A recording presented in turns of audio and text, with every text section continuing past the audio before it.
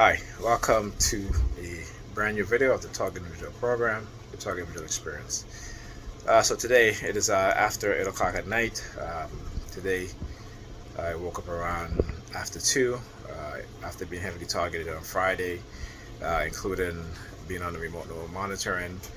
I had a massive migraine headache, and literally I went to lay down and I just passed out. Okay, now I have not been able to sleep all week. But this headache that I had was so bad yesterday that I literally passed out. And I woke up around, this was like around after 7. And I woke up around after minutes to 1 o'clock, minutes to 1 a.m. Right? And went back to sleep around 4 in the morning. And I woke back up after 2. Now, when I woke back up, Pam was like, because I didn't go home, obviously. Pam was like, she has to go grocery shopping, so that fine, what have you. So I noticed, she kind of hanging around until she left around after 4. As soon as she left, start hearing police sirens. And it was very short and brief. And then I called her around after 6, because my daughter was like, tell me don't forget the ice cream, called her to remind her. Within a few minutes later, police sirens again, very short. Then she came back, she called me, went downstairs, got downstairs, and I'm unpacking groceries, and I see lights flashing behind me, because you can see the reflection on the cars, and I turned around, it was a police vehicle making a U-turn, right? And then as soon as the police vehicle making a U-turn, I turned back, looked at Pam, and I did that for a reason. What did she do? Again, her back was facing me, right? Because she was, getting stuff out the car. She turned and looked, down the street where the police made the U-turn. And I'm sitting there and I'm just like, okay, let me see what else she's going to do. Then all of a sudden, here comes the hand signals, all this other stuff. And, it's like, okay. But again, I've been through this before. And, I couldn't get a chance to record because, again, the way how they're being very, very sneaky now. Very, very covert. Like, really, really covert. And so, I saw that, so I started, kind of doing a little hand signals back, but not too much to see what she's going to do and how she's going to act and react. And so when I went back upstairs, bought some of the groceries up, came back down, I didn't even notice the car that she was parked behind. It was a Mini Cooper with the number 32. And when I came back down, she looked at the license plate of the Mini Cooper. So because like I said, I didn't notice it at first because I was standing there. I went behind the car to, get the groceries out of her vehicle. It wasn't until she looked at the license plate of the Mini Cooper that I looked, and I saw it was the number 32. So I was like, okay, so what? They're trying to attach the number 32 to her again, which of course they always try to do, but it doesn't mean anything, because again,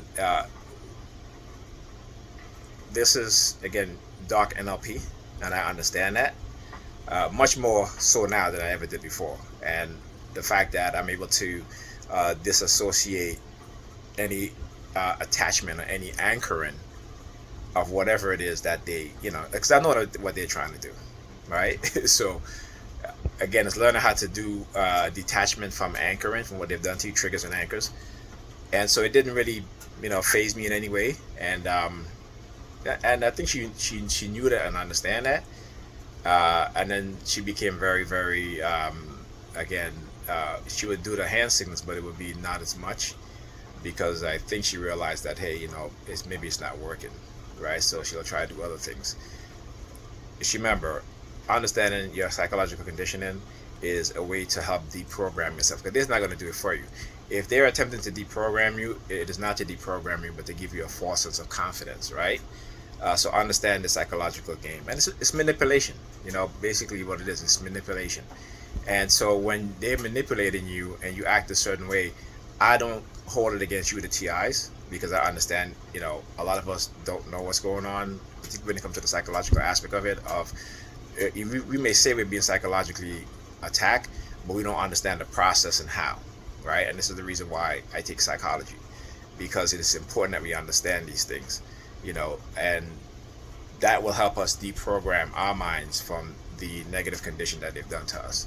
And remember, it's there is based on lies and deceit, right?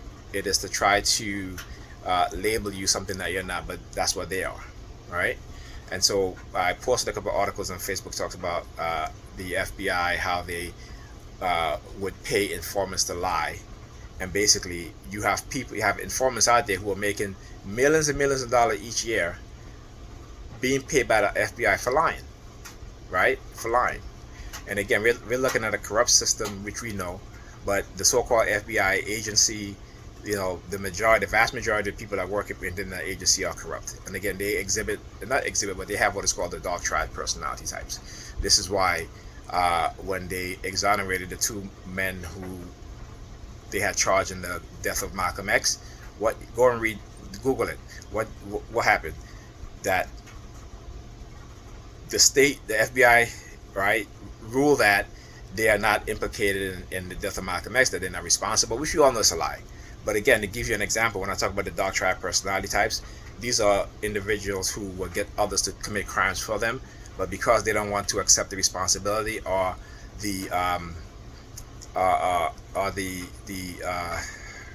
responsibility and accountability, they will deny it. And this is why you see when police officers murder an innocent person and they sue, the city will settle, but then they will let the police department off by saying the police department was not responsible or cannot be held accountable, right? Remember, the police train these people. The police department train these individuals, right? So, again, dark triad personality traits are within those in the high ups of government, high ups of law enforcement, because they commit crimes and they can get away with it because of the position that they're in.